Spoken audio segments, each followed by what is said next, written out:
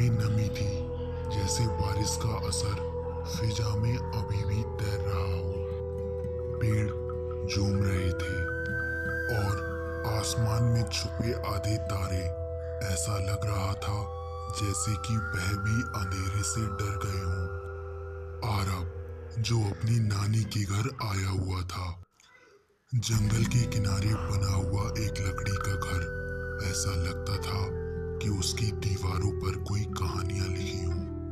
थोड़ी ही दूर पर एक तालाब था जो अजीब तरह से जिंदा महसूस हुआ करता था।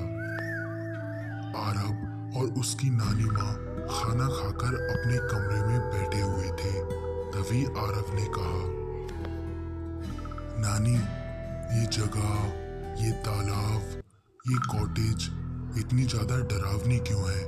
ऐसा लगता है कि जैसे कोई हमें देख रहा हो।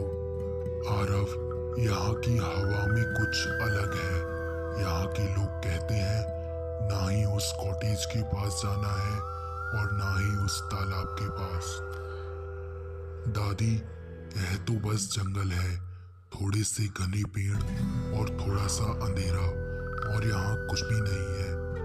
आरब, कहानियां तो बहुत हैं बेटा, लेकिन कुछ कहानियां बोलने से पहले, सुनाने से पहले सोचना पड़ता है, क्योंकि उन कहानियों का असर हवा में रह जाता है। दादी, आप ऐसा क्यों बोल रही हैं? ऐसा डरावना क्यों लग रहा है मुझे तो लगा था कि बस यह एक नॉर्मल कॉटेज है।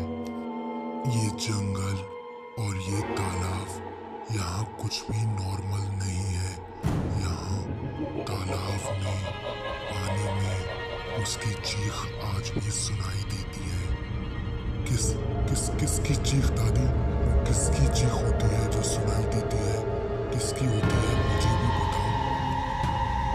तुम लोग छोटे हो, शायद इसीलिए नहीं जानते, लेकिन यहाँ के लोग जानते हैं। वो यहाँ से कहीं नहीं भागेंगे।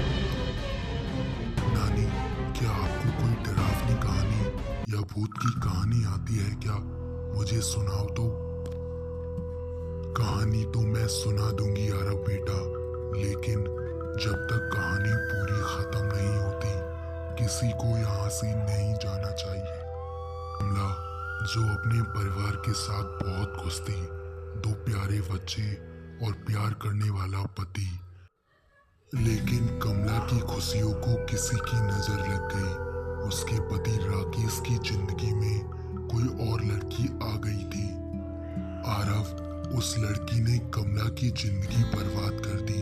कमला के पति को उससे छीन लिया। एक दिन कमला का पति उन सभी को छोड़कर हमेशा के लिए चला गया और फिर कभी भी वापस नहीं लौटा। कमला अब बहुत ज्यादा अंदर से टूट चुकी थी, बिखर चुकी थी। उसे नहीं समझ आ रहा था कि वह क्या करने जा रही है। उसने अपने दोनों बच्चों को नदी में धक्का दे दिया और वहां खुद बेहोश होकर गिर पड़ी। कमला खुद भी नदी में कूद गई। फिर उसकी चीख आज भी इस गांव में सुनाई देती है। अगर आपको आगे कहानी चाहिए तो